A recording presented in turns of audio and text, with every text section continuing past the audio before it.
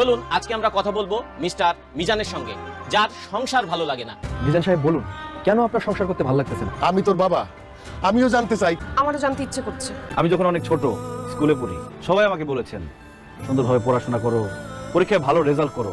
ভালো রেজাল্ট করলাম, পড়াশোনা শেষ করলাম, কিন্তু সুখ পেলাম না। চাকরি নামের একটা দুশ্চিন্তা আমার জীবনে চলে আসলো।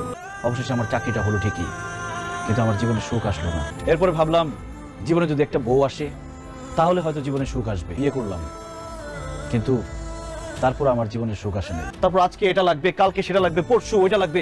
যখন যা চাই সেটা এনে দিলে সংসারে শান্তি, না এনে দিলে অশান্তি। আমার মনে হচ্ছে আমার খোলা হাওয়া দরকার, আমার নির্ভেজাল জীবন দরকার, আমার একা থাকা দরকার।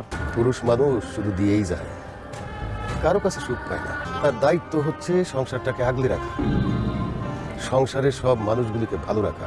তারপর পুরুষ মানুষদেরকে এভাবেই সংসার করতে হয়, তোমাকে করতে হবে। আমাকে তুমি মাফ করে দাও।